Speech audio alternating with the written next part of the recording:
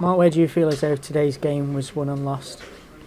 We didn't start, so we didn't deserve anything from the game. We didn't play well enough. We didn't take part in the game like we normally do. Showed a lack of energy, showed a lack of understanding, showed a lack of desire, and those three things are a disastrous combination. So we've got to be better than that, and we've got to get back on the training ground and work. And the players need to understand, and probably,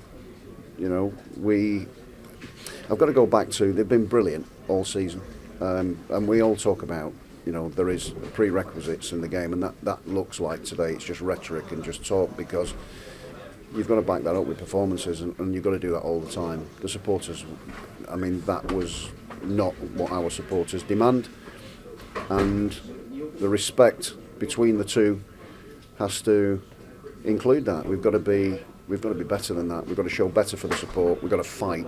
If we're not as good as the opponent, then fine. But you show fight and determination to go and win the ball and put them under pressure. We didn't either. Even though that the 2 goals are really poor goals. The positioning was poor. The positioning from the start was poor, which is a lack of understanding, but the lack of intensity, lack of urgency, and all of those things. It's unacceptable. It really is unacceptable. So they've got to be better than that. They've got to take responsibility for it and up the game, because that performance needs to be better next week.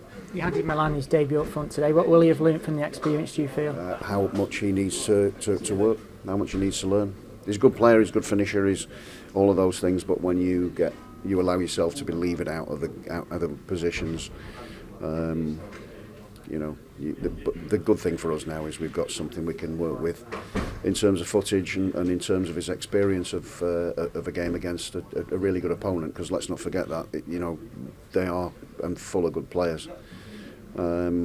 So from my point of view, yes, it's disappointing because we allowed them an easy afternoon's work, and that for me is just totally wrong.